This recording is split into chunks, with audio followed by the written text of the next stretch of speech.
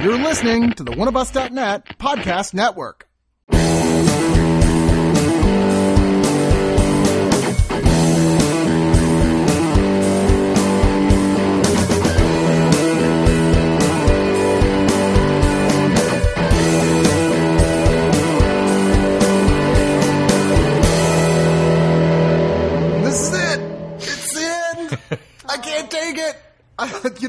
The most disappointing thing about this season of Twin Peaks is that it's over now. What am I going to do with my Sunday nights? I got no Game of Thrones. We got no Twin Peaks. We're kind of like... You're going to watch Ballers. Ballers? We're not watching Ballers. Have you thought there's this huge mystery at the core of Ballers? The Rock put this book out called The Secret History of Miami. It's going to explain everything. No, we're talking about the last 3 episodes tier of Twin Peaks. Episodes 16, 17, and 18. Maybe the end, maybe not. I don't think this is the end. Although, as I was talking to one of the cast members, Christian, that we did an interview with before, and he, gave me the impression that, the cast really believes that there's definitely going to be more, but nobody has still said anything about there being for sure anything. Nobody has declared anything specific, but everybody is kind of convinced there's going to be. Although I wouldn't be surprised if they don't even call it Twin Peaks, if they just call it Cooper. This is true. Yeah. It turns into a Sliders spinoff. Right? Yeah. Or as Christian said, they should call it The Woodsman. So I'm the star. That sounds... We're also assuming that they're showing everything that they shot. It's been 2.5 years. I'm going to imagine they've already shot it. That's what I'm thinking. That's the big trick. It's like, no, we shot it. We're done. What, you think that they've already... What? All the missing pieces, even. That they've already shot another season? Sure. Or another 8 episodes. Why not? That they're just lying. They've been shooting for 2.5, almost 2 years. It's not unreasonable that they spent the time and shot another 8 hours. Part of me is still waiting for this Sunday night for them to pull a fast one and be like, sorry, there's actually one more episode. You're like, oh my God. So awesome. Yeah. I'd be all for that. Well, let's start off as we always do by going into the Wikipedia synopsises, which are often surreally poorly assembled, and that's half the fun. And Scott, would you like to once again be our Wikipedia reader for episode 16? Episode 16. Cooper's doppelganger and Richard follow the coordinates the doppelganger obtained. Observed by Jerry Horn, the doppelganger sends Richard ahead to the site where he's electrocuted. The doppelganger called Richard his son. While Rich Cooper lies in a coma, both the FBI and Chantal and Hutch are waiting outside the Jones residence. Chantal and Hutch are killed by a neighbor they provoked in a parking dispute. Okay. That's sure. That's more or less what happened. Sure. Cooper awakes from his coma. Mike summons the doppelganger still at large and gives him the olive cave ring. Cooper gives Mike some of his hair, telling him to make another one. Then has the Mitchums organize a flight to Spokane, Washington. Having received a text from the doppelganger, Diane tells the task force that, years ago, Cooper raped her and took her to an old gas station. Exclaiming, "I'm in the sheriff's station, I'm not me," she pulls a gun and is shot by Albert and Tammy. Diane is drawn to the Red Room, where she dissolves into a seed. Sure. At the Roadhouse, Audrey dances to Audrey's dance. When a fight breaks out, Audrey begs Charlie to take her home. Suddenly she wakes up looking at a reflection in a mirror. I mean, did anybody else just sit straight upright when that happened at the end? What the fuck? Yeah. It's like, no. And then, like I said, we're just going to go straight through the synopsises and then do the full discussion, all 3, because it's kind of hard to discuss an episode before the end without discussing the end as well. So, episode 17. Does anybody else want to read this one? I can take a crack at it. All right, Ian, go ahead. Cole tells Albert of Jowday, the entity of extreme negative force, later known as Judy, and a plan he had with Cooper and Jeffries to find it. Agent Headley informs Cole of Dougie's disappearance. Mullins relates Cooper's message to Cole so that he is headed for Twin Peaks. Chad escapes his cell but is knocked out by Freddy. Cooper's doppelganger arrives at the place the remaining coordinates designate. The fireman transports him to the sheriff's office. While talking to the doppelganger, Frank receives a call from the real Cooper. The doppelganger draws a gun but is shot by Lucy. Cooper, the task force, and the Mitchums arrive. The woodsman release Bob from the doppelganger's abdomen, and Freddy destroys him. All right. Cooper puts the ring on the doppelganger's fingers, sending him back to the Black Lodge. Naito transforms into Diane. Cooper unlocks a door at the Great Northern, where Mike takes him to Jeffries, who transports Cooper to the night Laura died. Cooper prevents Laura's murder. In the morning, her corpse vanishes, As he leads her through the woods, she disappears. Sarah screams and smashes Laura's photo. That is indeed a version of what true, happened. Right. Yeah. I saw that. Simplified it. And then, of course, episode 18, the big finale. I'm going to say real quick, it feels like episode 17 was completely Mark Frost. Like, that's yours. You do whatever you want with episode 17, but that's yours. And episode 18, Lynch was like, I don't even want you on set. Go away. But episode 18, the synopsis. Betty, did you want to read this? I can't see too far. Oh, okay. I'll read it off. Cooper's doppelganger burns in the Red Room. Mike creates another Dougie Jones who returns to Janie E. and Sonny Jim. Cooper appears in the Red Room again, encountering Mike and the Arm. He emerges and meets Diane at Glastonbury Grove. They drive to a motel and have sex. It's really ugly. Not really looking like they were enjoying it, sex. Or as somebody pointed out one place I saw, seemingly almost like ritualistic magic type sex. Yeah. Cooper awakes the next morning alone and finds a note left to Richard from Richard's ex-lover, Linda. Arriving at Judy's diner in Odessa, Texas, Cooper incapacitates patrons harassing a waitress and obtains the address of another off-duty waitress. At the address, he finds Carrie Page, a woman resembling Laura Palmer. Believing she is Laura, he drives her to the Palmer residence but finds it occupied by different owners. Confused, Cooper asks Carrie what year it is. Carrie hears Sarah calling Laura's name and screams. The house's lights go out. And lots of fans scream in frustration. Yeah, I was at a viewing party over at a radio, and it was a full 40, 50 people all there watching it, like edge of their seats. And the moment credits go out on episode 18, there was this collective like, the fuck? My take on that, if so many people, even in the Twin Peaks fan forums, who are just mad, I'm like, okay, either you never watched the original Twin Peaks, and so this is all new to you, or like you just like were fooling yourselves that there was ever going to be any kind of totally decisive wrap up. People spent 25 years like, oh yeah, he's going to come back and give us something. No. Well, I mean, he did. He did. He just didn't. He didn't give you everything, and that's David Lynch. I mean, go to Mulholland Drive and watch that again, where you're like, you get to the end of that movie that like in the last third, it really feels like it's putting everything together, and then it just goes batshit insane in the most incredible, beautiful way. And I kind of felt the same way here. I love the idea of having, even if it ends up just being the rest of my life, of my mind filling in the gaps and in my own imagination of what's actually happening here. See, this is going to be a really interesting discussion, at least from my standpoint, because when I first watched 17 and 18 on Sunday night, like when it was first over, I was pretty pissed. Not gonna lie. Like I was like really just like, the fuck did I just watch? Like what? Why aren't you going to tie all these, like, and I wasn't expecting everything to be tied up, obviously. Sure, not in a neat little bow. There were certain things where I was like, you're not even going to mention that? Right. And so if you kind of like chart how my week has gone, it was like Sunday, Monday, and like half of Tuesday I was really pissed. And then like the last couple of days I went back and rewatched them both 17 and 18 a couple of times.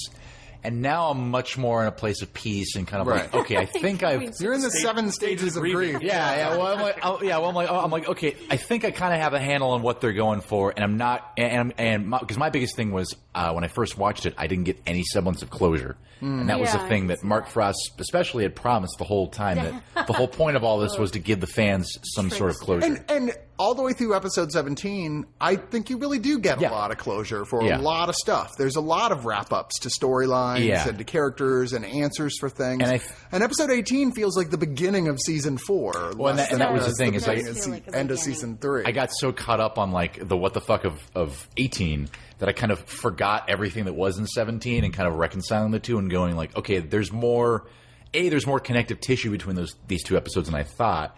And there is, if you really think about it, there is more of a finite ending in there. It just isn't like jumping out. It's not the last thing that you end the show on. I mean, once again, it feels like, although, of course, there's still some questions left unanswered with the townspeople, I don't feel any of them are super, super, oh my God, I gotta know relevant.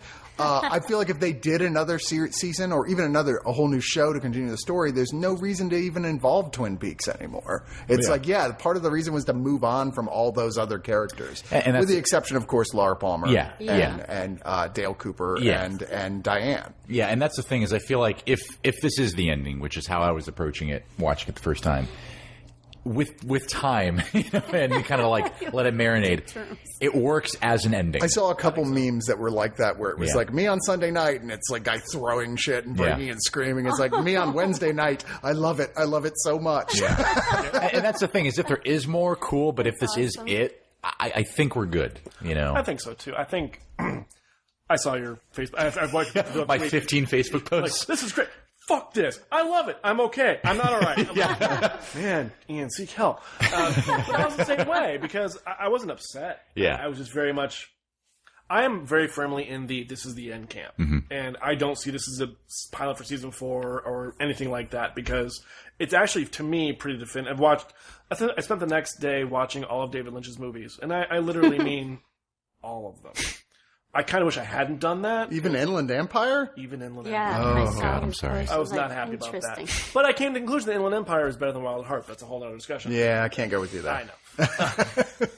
But watching all, and I never seen Mulholland Drive the whole way through, and so watching that in Lost Highway, it made a lot of sense to me. Then I'm like, oh, this is what it's very similar to there's actually a lot of reference to those. Yeah, Lynch has actually specifically said he considers those in the same universe as Twin Peaks. Yeah, and you can really feel it too, like in Lost Highway especially. So I think of that as the end of Lost Highway is kind of like the end of Twin Peaks, where it's like we'll get into that later, but I feel like it was definitive and and this is the end, which is the end of Lost Highway being the end, which was the beginning. I agree with you in a sense. I think that this could be looked at as being a way to wrap up the whole show with not like, oh God, then, I mean, there's no Where's Annie. It's like, this is what, you could interpret this in your grand unified Twin Peaks theory as being like, this is like, brings everything together into a close. Or you could just as easily argue this is the beginning of a whole new story, I feel like. I mean, it definitely has a lot of those aspects and new questions that are being asked that could lead to a whole new set of mysteries that are still part of this universe. But anyway, we will get more into specifics as we go through the big unanswered questions. And the first one, of course, is, how's Annie? I feel like that's the type of thing that's going to. She's like Judy. Oh yeah, I feel like that's the type of thing that, like in the final dossier, that's going to be one of the big questions that they reference because they mentioned her like once this season. You know, Hawk goes like, yeah, she was a girl in the town, and there's never any follow up, right? Yeah. And there's never any mention from Norm about my sister went into the Black Lodge 25 years ago and disappeared, and came out in a comatose state. She was, in the missing pieces. She comes back and she's like, you figure she just went back home, and right. But that's the type of thing that I feel like. In the book, they'll definitely spend time to be like, this is what happened to her. It felt like she was obviously more important to what happens next than clearly she was. And, I mean, whatever. It didn't play out that way. Maybe just because he couldn't get Heather Graham, which seems baffling to me. She's so busy these days. But what are they making, a Hangover television series? Anyway, and let me point out some of these questions. You guys may actually have very pat answers. I may have missed something along the way. I'm certainly willing to admit that. Or ones that are answers that you're like, yeah, I'm pretty sure this is what happened, even if the show didn't spell it out. Next one, is Becky okay? Is she dead inside the trailer? Yeah. Was that the last time we saw her? Was in the trailer? No, she was in the diner, right? She was in the diner. Okay. And she said, I'll make everything better. And talked about making pie. It was a very nostalgic and sweet moment. And that was it. Last time we saw her. Yeah. But it begs the question then as well, when we see the last scene with Steven where we don't actually see him shoot himself, but we assume so. Like, did he shoot himself? And if so, like, was that because he's murdered Becky?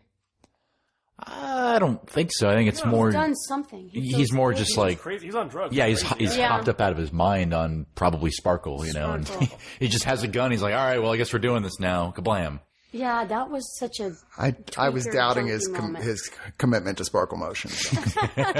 Will we get a spinoff about the on-the-road adventures of Wally Brando? God, I hope so. That was Wally interesting. Brando. No, I would love to watch like a 10-minute short, like kind of tongue-in-cheek comedy thing about the further adventures of Wally Brando. Go back and watch it. That scene's almost 10 minutes long, so you basically get it. Well, no, but more. Him on the road, on the road. One more encore. Of course, a lot of people ask, what exactly happened to Audrey? Is she the dreamer that Monica Bellucci talked about in Cole's Dream? And if she's not, then who is? Because that whole thing of like someone is the dreamer and we're in the dream is a motif that repeats over and over and over again in the show. That being the most absolutely on the nose time that they do it. Are we going to get into this right now or are we going to wait? Well, I mean, I'm just saying, we'll get into that with the big, because obviously that's part of the big theories. And who's the fuck is Billy? I mean, that's big theory. Who is Billy? Is he the drowning man? Is he the drooling man in the jail? Okay, funny. If so, I just don't see him in Audrey, but then I see him in Charlie. So I went back and watched most of the season right before the finale.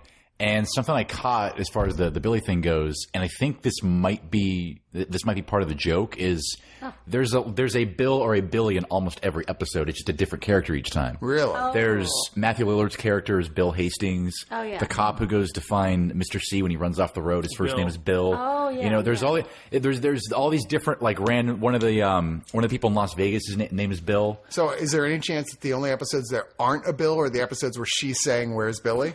No, Maybe, yeah. The one where you see Audrey, the Bill that's investigating Hastings is there. So. Okay. That's right, yeah. So there's too many Billies now. It could be just... That's the name of the sequel series, Too Many Billies. Yeah. Too many Billies and no Audrey. But it could be the type of thing where it is literally just like a really clever kind of like red herring, kind of a joke essentially that's just there in the details. Well, and I think it is because people get so bent out of shape a person you've never seen, you know nothing about, but you're like, where the fuck is Billy? Not to mention Tina or any of those other characters who very well could all just be like stuff. With Barney's wife. They very well could just be those dream things for Audrey, where they're just characters that she's just kind of imagined in her dream. It's like it's a situation that's tense, and we've all had those where you're like imagining people you don't even know, or people you do know with different names and what have you. She's self-aware and knows about Billy Zane. Why is Billy Zane? We'll get to the Billy Zane later.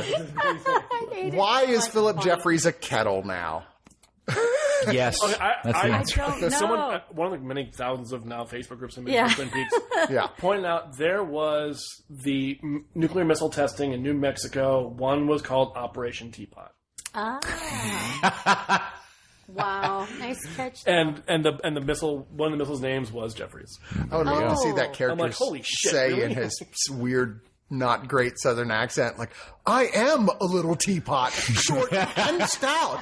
I always wondered about that weird Southern accent when he had a nice Very British strange. one. Yeah. What is going Well, obviously not Bowie and this. Bowie did that to Bowie too. Yeah. Yeah. That's what I'm saying. Yeah, It's it's a really, weird really choice. horrible. What was the deal with the glass box in New York City? Okay, so we see that photo in what is it, like episode 8 or 9, where we see, or 9 or 10, where we see Cooper. Yeah, we see Mr. C there with like a dude in a white lab coat there, and we get the sense as the season progresses that Mr. C is like the head of this like giant crime syndicate that like spans the globe.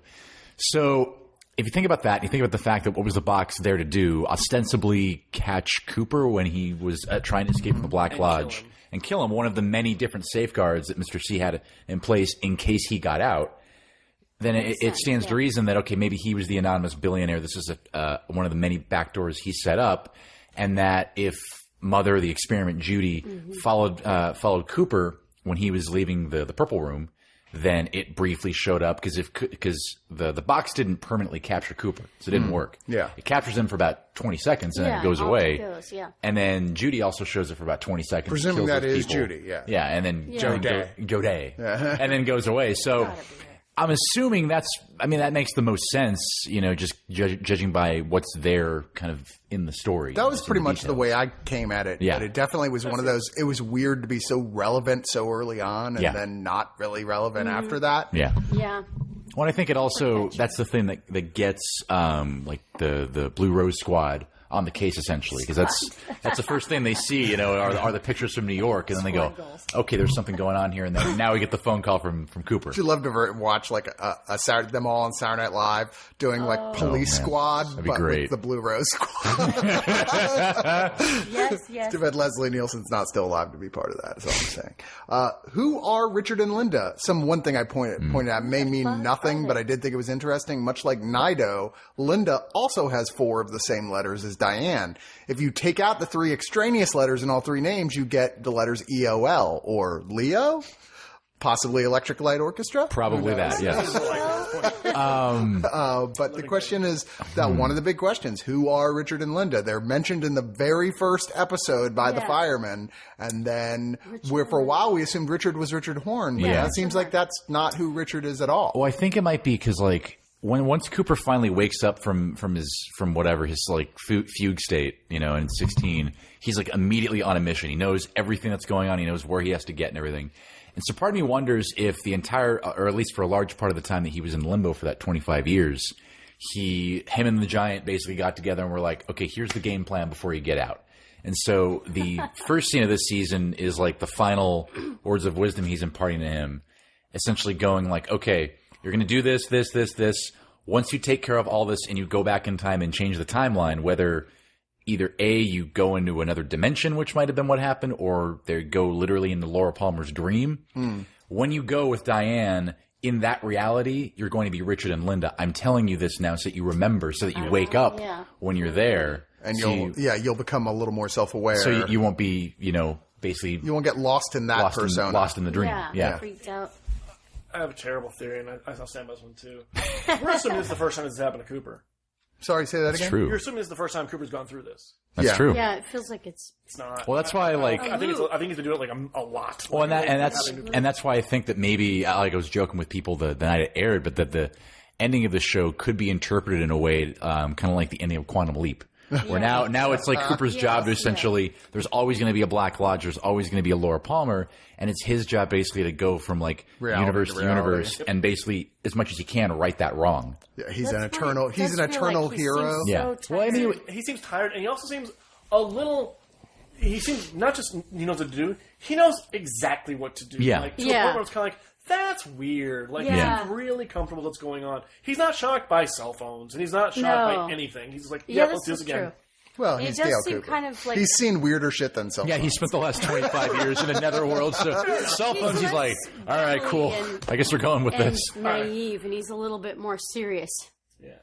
Yeah, he seems like he's turning into a completely different person. And in fact, Richard's a little bit different too. He's kind of harder edge, kind of colder. Yeah. He's got his gun drawn more often. Yeah. Well, they were saying Kyle MacLachlan said he was definitely told, acting wise, yes, you're playing this like a different character when you and Diane cross over or whatever. He could have fugued into his own son, Richard. I don't know. Oh God, that's just wrong. Or his doppelganger's son. Yeah, his doppelganger's son. That's just crazy. Is the famous Judy just a diner? If so, what does that mean?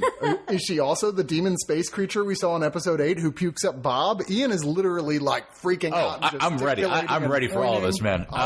Bring us the Judy story. Okay. So if you notice when they go into this alternate dimension, whatever this is, there's all these little details in there that echo back to what we'll say is the Prime universe, wherever Cooper's from. Yeah. So there's these little things. Unless this is the Prime. This is, oh God.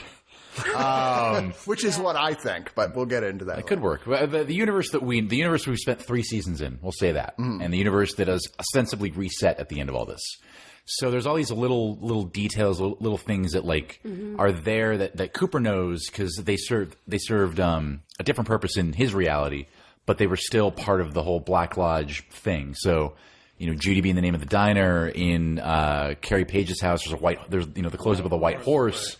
At the very end, the Treedmonts and the Chalfonts still playing a role in all this. Yeah. True. And so I think it's just like one more little thing that shows whether this is a dream, these are these elements from Laura Palmer's, life or psyche that she's bringing into it, or if this is some alternate reality. It's showing to Cooper and I guess also to us that the Black Lodge still plays a role in this universe, a different role, but it's still just as much of a force here as it was in the other reality. It connects to all of them. It just obviously would have a different effect. And so Cooper wouldn't have noticed. Sorry, Cooper wouldn't have noticed if he hadn't have gotten the warning from the Giant.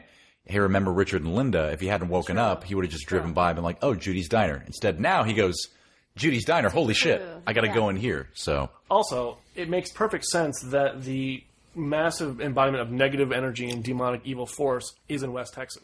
In Odessa, of all places. I know someone who's from Odessa. I'm sure if he was watching this, he would have been like, yeah, no shit. That's the beginning, man. He's like, don't go there. Another portal. Look, in front of Carrie's house is that telephone with the telephone. That's right. The telephone pole with the There's six. another portal to perhaps would be directly back to the. Well, once again, some of that stuff is near enough to her that, I mean, like maybe those reflections in the other world are just because they are in her consciousness of the real Carrie who was never Laura Palmer. Yeah. Oh my God. I don't know. Anyway, let's move on to number 11. Once again, why is Cooper so different in the world he drives into Diane? We kind of just acknowledge that, like, that's part of that bigger question there. Who is that dead guy in Carrie / Laura's house? And why is she now Carrie? And why did Coop not care? He didn't even bat Coop was like, well, he had at this point, whatever. Yeah. I agree. I think he was like, I got bigger fish to fry than this. Fuck that guy. I think the closest thing, as far as like an explanation of who that might be, maybe has more to do with the fact that, again, it's just showing that, like, in this reality, it goes back to those, like, certain constants where there'll always be a Black Lodge, there'll always be a Cooper, and there'll always be a Laura Palmer, avatar, as it were, who's always going to be in trouble. Yeah. It goes back to that whole, thing. She's a femme fatale. Yeah, it's the whole, idea of, the woman in peril that Lynch, goes back to over and over and over again. And this is that very literally. And the ugly and underbelly of seeming American innocence. Yeah. Yeah. Is this the end of Bioshock Infinite? Is that what's happening? I think it might be, honestly. It does have those aspects. Gives a clue. It turns into the owl, and then it turns into infinity. That is and my then an question. infinity sign. An 8 yeah. and then an infinity sign. I was like, when's the 8 going to make sense? Well, someone said, Little... I think Jeffries is actually the Count from Sesame Street. Oh my God. But it also has a mole. On the infinity sign, it has a mole like Audrey. Yeah, it does. I'm positive that means. Yeah, there's this little like black dot that it might be a mole. It might be kind of like the. It's very distinctive. It's like, why is it even there? The little like black seed that the golden seeds kind of come out of. Like, yeah, it's hard to say. Yeah, that might tie into the everything is just in Audrey's head theory. Oh my God. Did Cooper save Laura from being murdered? And I feel like the answer to this is, at least in that primary Twin Peaks reality, that yes, he did change the timeline. Yeah. Because we actually see her body disappear from where she was found in the pilot before she's found. And I'm like, that seems to me like a double underlined, that reality is now forever changed. That combined with the shot immediately after that of Pete, you just sitting there fishing like nothing's happening. Fishing. Yeah. And I feel like nice. at least for me, that was like the big thing that once I remembered, like, oh yeah, prime reality, everything's ostensibly fine now. I was able to kind of let go of like, well, what about Audrey and all that? Because then by that logic, you go, well, technically that same chain of events of Audrey getting into a bank vault explosion and getting into a coma or some sort could of have dream still state. happened. Yeah. Well, I don't think. I think it might not have happened. She would have ended up with the Scooby Gang. Exactly. Yeah, something else. I mean, who knows what would have happened? But a lot of the characters, the weird fates that they were left on, didn't necessarily happen now that the timeline's different. Someone pointed out that maybe we would have like never had all the shitty stuff that happened in season 2. Exactly. But like, did season 2? Yeah. But yeah, I do feel like that.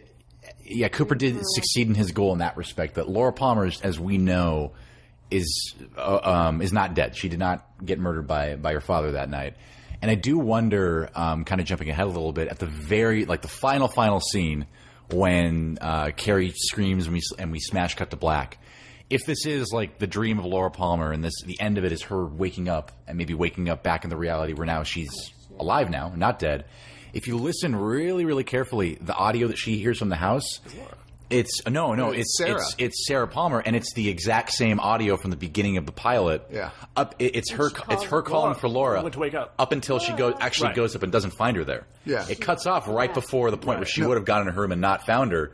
So if that's and that would have the been dream the ending. Day at the morning after, right when she was in the timeline, which was Firewalk with Me. Mm-hmm. Now, of course, the question is if like Cooper basically is like, well, I'm pulling you out of this timeline, which he seems to do successfully.